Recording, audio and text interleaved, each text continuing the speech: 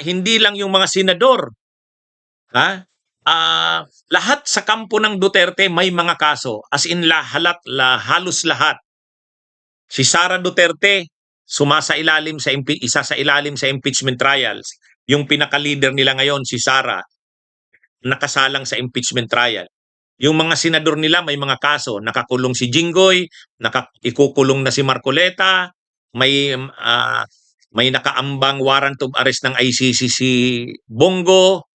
Kita nyo, may kaso si Ruben Padilla, obstruction. Bagamat bailable yan. May kaso rin sa insiders trading, manipulation ng mga corporate transactions, itong magkapatid na bilyar.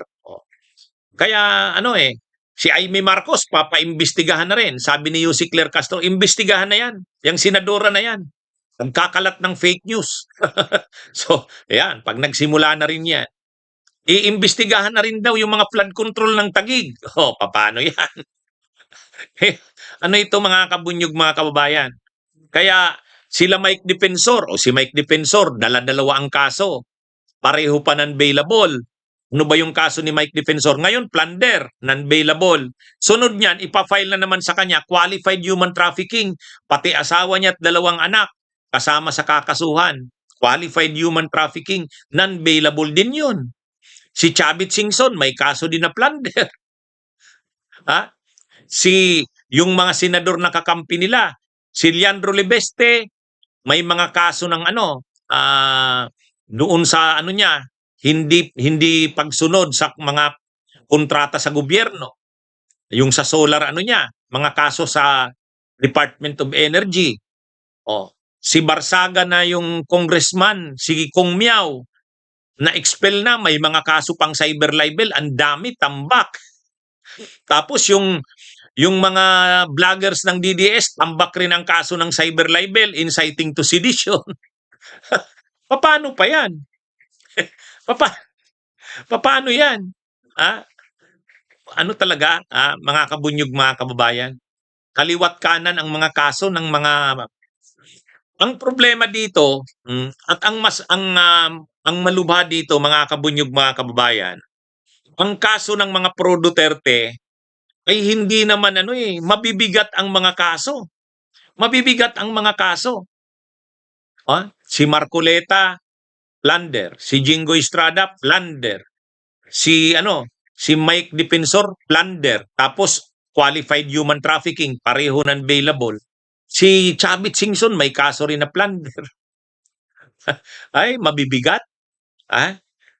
Doon sa iba, sabihin mo pang hindi, mga bailable naman yung mga kaso tulad ng mga vloggers, inciting to sedition, bailable, tapos cyber libel, bailable, pero ano pa rin yan, sakit ng ulo pa rin yan sa part nila.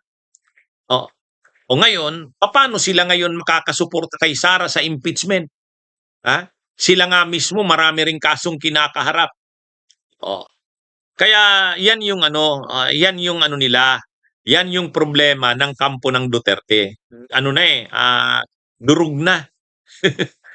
Ngayon, ito bang mga pagkasong ito ay pamumulitika? Hindi eh. Nakasuhan naman talaga kasi sila dahil ginawa naman talaga nila eh. Hindi naman dahil sa politika. Halimbawa si Cayetano saka si Ruben Padilla. Yung kaso ba nila ngayon na obstruction of justice, gawa-gawa lang ba yun? Totoo naman eh. Pinatakas nila si Bato de la Rosa. Di ba? So hindi yun gawa-gawang kaso. Totoo talaga yun. Si Marcoleta, gawa-gawa ba yung kaso sa kanya? Hindi.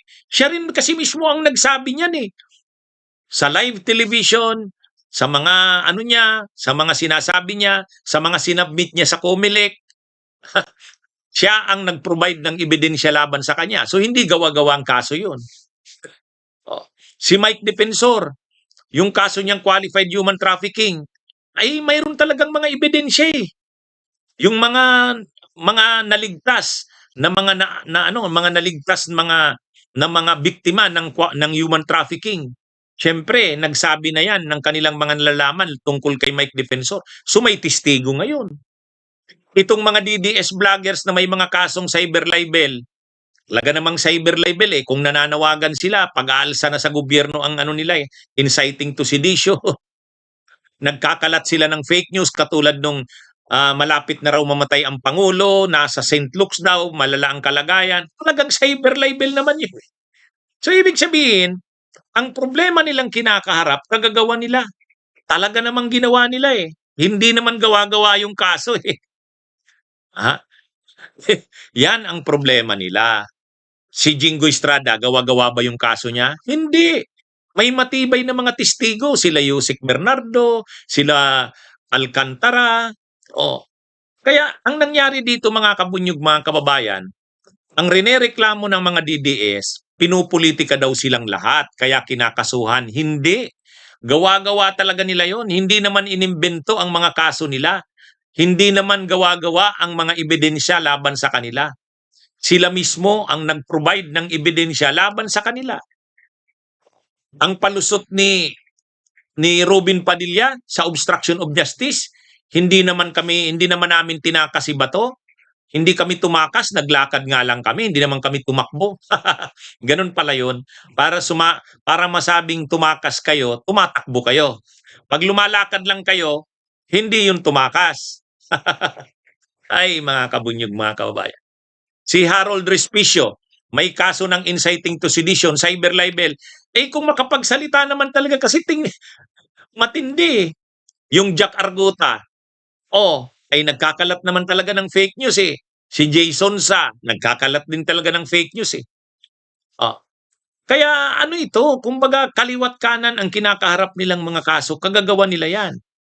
Si Duterte, yung kaso ba ni Duterte sa ICC ay gawa-gawa lang? Hindi.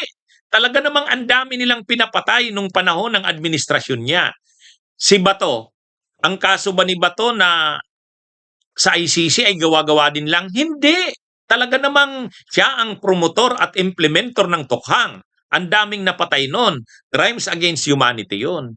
Kaya sa totoo lang, hindi sila dapat magsisigaw na biktima sila ng gawa-gawang kaso. Lahat ng kaso nila hindi gawa-gawa, ginawa talaga nila. 'Di ba? Ang crimes against humanity ba kay Duterte ay gawa-gawang kaso? Ang crimes against humanity ba kay Bato ay gawa-gawang kaso? Hindi. Ginawa talaga nila 'yan. Ha? Nung panahon na sila ang nakaupo sa pwesto, si Duterte at saka si Bato, pag nagsasalita sila, parang wala silang pananagutan. Sabi nila, patayin yan, patayin. Di ba yun ang bukang bibig? Bukang bibig nila, patayin. Kaming bahala sa inyo. O tapos ngayon, pinapanagutan nila. Sasabihin nila ngayon, pinupolitika sila. Di ba? Ay, mga kabunyog, mga kababayan. Hindi ito ang lahat ng nangyayaring ito sa kampo ng Duterte, ginawa naman talaga nila ang mga kaso sa kanila. Hindi ito tulad ni Laila de Lima noon na talagang inimbintuhan ng kaso. Talagang tinakot yung mga testigo, yung mga high-profile inmates na nandun sa Bilibid, tinakot talaga para magtestigo laban kay Laila. Ito hindi naman ang ebidensya ba kay Marcoleta ginawa lang ng administrasyon para maano siya? Hindi, siya ang nag-provide ng ebidensya sa sarili niya. Si Duterte ba? Ang ebidensya ba kay Duterte gawa-gawa lang? Hindi. Talaga namang ang daming pinapatay nung presidente siya. Ang ebidensya ba kay Bato? Ang kaso ba kay Bato gawa-gawa lang? Hindi. Siya ang promotor ng tukhang. 'Di ba? Kabunyog kaya ito pinananagutan nila ngayon ang krimen na kagagawa nila. Kaya sila nagrereklamo ngayon na pinupolitika sila kasi ang akala nila wala silang pananagutan sa mga pinagagawa nila. Yan yung totoo. Mga kabunyog, mga kababayan.